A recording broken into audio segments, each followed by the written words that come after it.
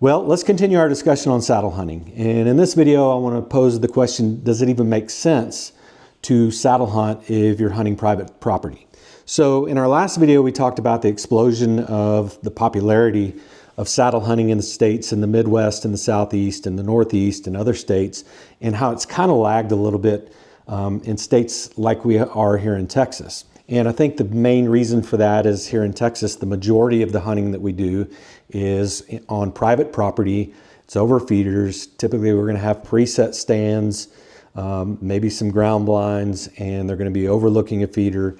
And so it does beg the question, does it even make sense to saddle hunt here in the state of Texas and in other states where it's mostly private property hunting? And so let's talk about some of that today. In fact, I watched a video by a saddle manufacturer, and he was talking about reasons to mobile hunt. And in that video, that individual actually stated, again, this is a saddle manufacturer, actually stated that if you're a private land hunter, then honestly, there's no reason for you to get into saddle hunting. And I took a little bit of exception to that playfully and actually commented on his video.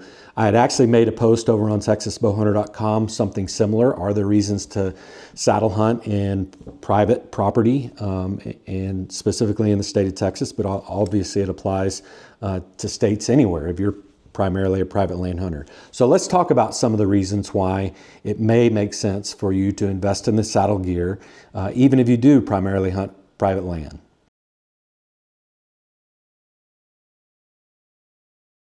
This is not going to be a comprehensive list, and I'm not going to list them in any particular order, but let's kind of think through some of the reasons why you might want to saddle hunt on private land. And the first thing that comes to mind is the same reasons that it makes sense to saddle hunt on public land. And one of the first of those is the mobility that it offers. It allows you to hunt where other hunters can't or won't. And so the same applies to private land. We've got a total of 12 hunting locations. 9 of those are corn feeders. We've got preset stands on those. We've got 3 other ones, tree stands, ground blinds that are set up not on a feeder location. Being mobile allows me to hunt where other hunters can't or won't hunt. It allows me to make changes to my setup as animal patterns change throughout the season. So early in the season, it seems like all the deer are coming into the corn feeders. They're pretty patternable, and as we start getting later in the season, their patterns may change. They start becoming more nocturnal and not coming into the feeder during the daylight hours. So maybe they're coming out of a bedding area and arriving to the feeder after dark. Obviously, the rut is going to change animal behavior and their patterns. Natural food sources like dropping acorns will change deer patterns coming to the feeder. And so being able to get off the feeder location, get closer to the bedding areas, get to the alternate food sources, that kind of mobility is a lot more difficult, especially with our pre-hung tree stands, but also with our ground blinds. We have some large plastic ground blinds that are somewhat mobile, but adjusting those during the middle of the season is not really feasible. And so having the saddle allows a lot more mobility, allows me to change my setup when the animal behavior and animal patterns change. Another one that I'll mention that's somewhat related to the mobility, but I'm going to put it in a separate category, is being able to hunt when camp is full. So I think I mentioned that we have a total of 12 different stand locations that are available to hunt. Now, some of them, we have a couple more stands than that, but they're set for alternate winds in a couple of locations. So 12 different spots that we have available to hunt.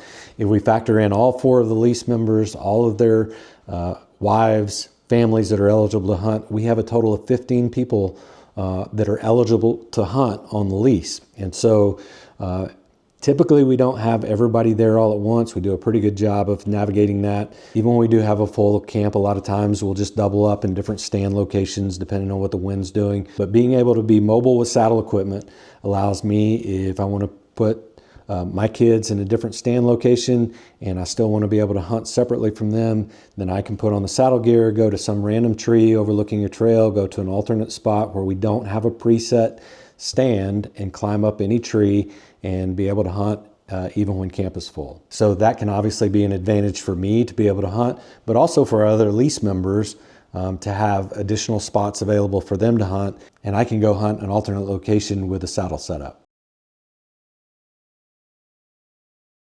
Related to that is being able to hunt any location regardless of the wind or what the weather is doing. Most of our presets are set with a predominant wind direction in mind, and that's typically in relation to where the feeder is.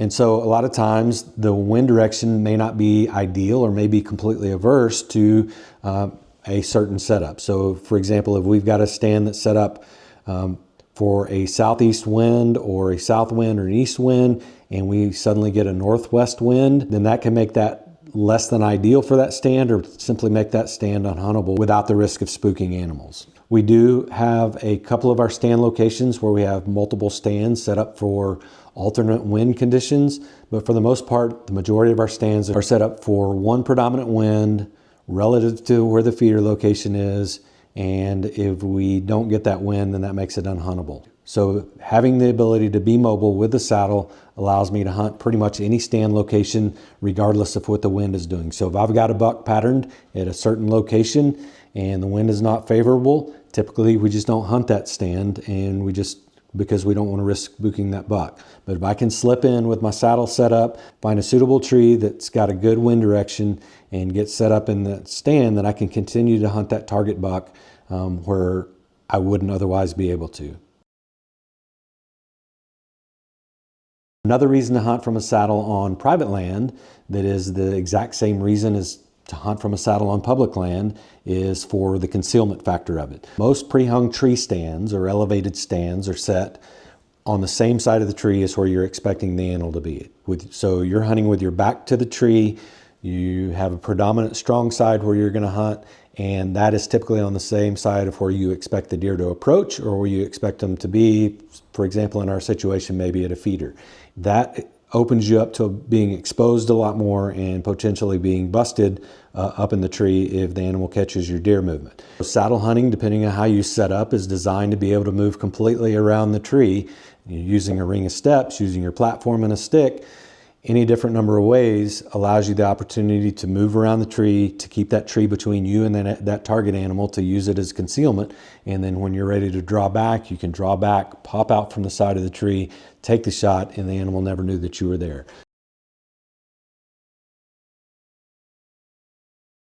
Another reason that you may want to saddle hunt on private property, and this may be a little bit controversial to some, is that you can get a long-term cost efficiencies. Now hear me out before you start talking about how expensive the equipment is. And it's true, there's a pretty significant upfront cost to get into saddle hunting. You've got your saddle, you've got your sticks, you've got your climbing method, you've got your ropes, you've got all the different gear that it's associated with it. You can easily spend upwards of $1,000 to $1,500 just getting set up with your saddle equipment. But over the long term, there can actually be a cost savings. Rather than going out and buying a bunch of different tree stands and tree sticks or steps or ways to climb up the tree, you can have your saddle system and you can hunt pretty much any tree.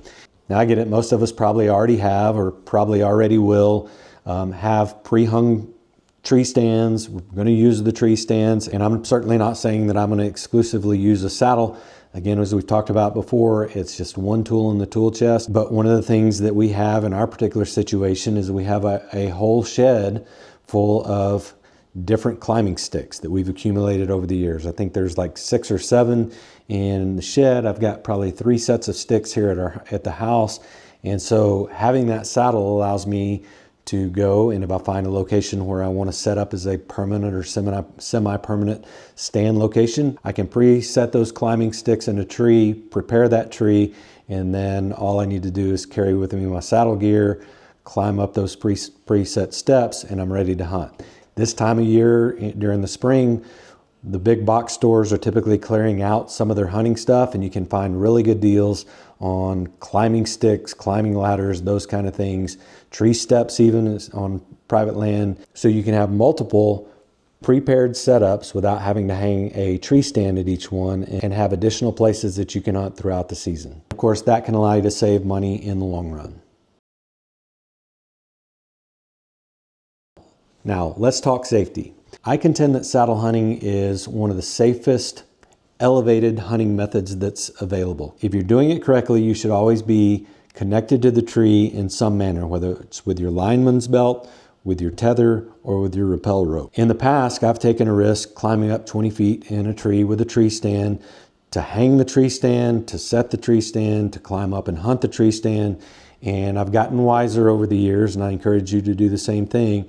And so at all of our pre-hung stand locations, we have a lifeline that goes all the way from above the tree stand all the way down to the ground. It's secured there. All of us wear safety harnesses. We clip in at the ground. We run the prusik up. We hunt with a tether attached. Now, I will admit that there are times when I've gotten to the tree and realized I've forgotten my safety harness. I've gone ahead and I've climbed up the tree and I've hunted without the use of a safety harness. Obviously not recommended. Typically, if I'm saddle hunting, I'm not going to forget my saddle. I will always have my tether or my rope or my lineman's belt, and I will, for the most part, always be secured to the tree coming and going.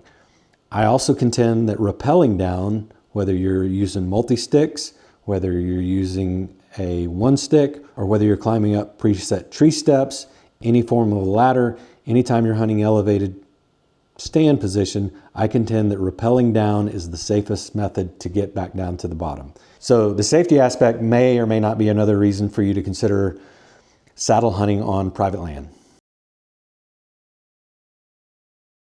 Having a saddle as part of your arsenal, even if you hunt private property, allows you to take advantage of other hunting opportunities, whether it's other private hunting opportunities or other public opportunities. So even though Texas is mostly private hunting, private property, there are a lot of public hunting opportunities throughout the state. Having a saddle as part of your setup can allow you to take advantage of those opportunities if you are successfully drawn or if you have an opportunity to hunt some of those public properties. Similarly, if you're like me, sometimes maybe you get invited to go hunt other people's private property. There are times where I've been invited to hunt other people's property, and they may be bow hunters, may not be bow hunters. So having the saddle allows me the flexibility, the mobility to be able to take advantage of invites to hunt other people's property. I've actually guided other bow hunters on trophy hunting properties for trophy hunts, trophy animals that were not properly set up for bow hunters. And so we had to adapt with either brushing in quickly a ground blind, trying to adapt to a situation that wasn't ideal for bow hunting. But having that saddle gives you a lot more flexibility, that if you're invited to hunt a property, if you pay to hunt a property, it's not properly set up for bow hunting, and you have the ability to properly set yourself up using the saddle. Obviously, there's a learning curve with using a saddle, and so that's yet another reason why you might want to hunt with it on your own private lease property, your private property, is so that you are better able to take advantage of those opportunities when they come. You're not trying to learn how to use the saddle in the midst of that opportunity, whether it's a once-in-a-lifetime public hunt somewhere or whether it's an invite with a friend to go hog hunting. You're not trying to learn on the fly as you go. Being prepared, having that saddle in your arsenal probably makes sense even if you primarily hunt private land.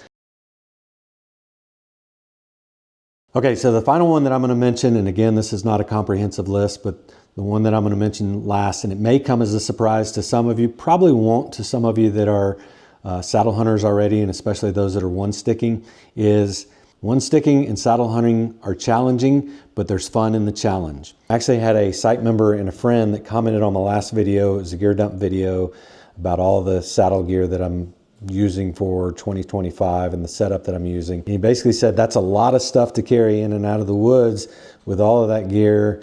It seems like it would be more of a hassle to saddle hunt than it was worth, especially on private property. And wouldn't it be a whole lot easier to just go and hunt one of your preset tree stands?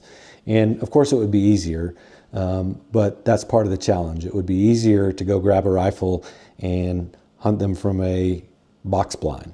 Some of the exact same reasons why I started bow hunting and I still bow hunt are the exact same reasons why I started saddle hunting, I started one-sticking, and continue to do it. And that's because it's challenging, yes, but there's also an element of excitement and an element of fun to it.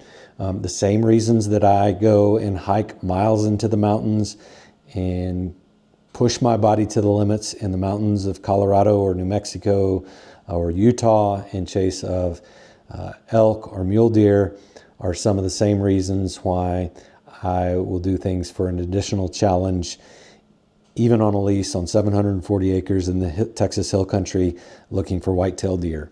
The same reasons that I go out and run 5 or 6 miles in a day, or whether I go outside to the gym and I work out. I like to push my body. I like to test my limits. I like to push the athleticism of my aging body.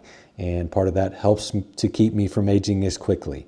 And so it does require some amount of dexterity, some amount of athleticism, some amount of flexibility to be able to saddle hunt, and especially to one stick climb. And so I want to be able to push myself, be able to test my body, be able to push my body for as long as I can. And so there's an additional challenge to it, but yes, there's also an additional enjoyment that I get out of it and reward for actually being successful doing it. Yes, it is more of a challenge. Yes, it is a lot of fun. Yes, that is another reason why I choose to saddle hunt, even on private property. All right, there you have it. Again, it's not a comprehensive list, but there's a list of some reasons why you might want to consider saddle hunting even on public land. Let me know down in the comments section below if you have any other reasons why it might make sense to hunt from a saddle, even on private property. Do you hunt mostly private property or public property, and do you hunt from a saddle? Again, I hope you'll join us over on our saddle hunting forum at texasbowhunter.com.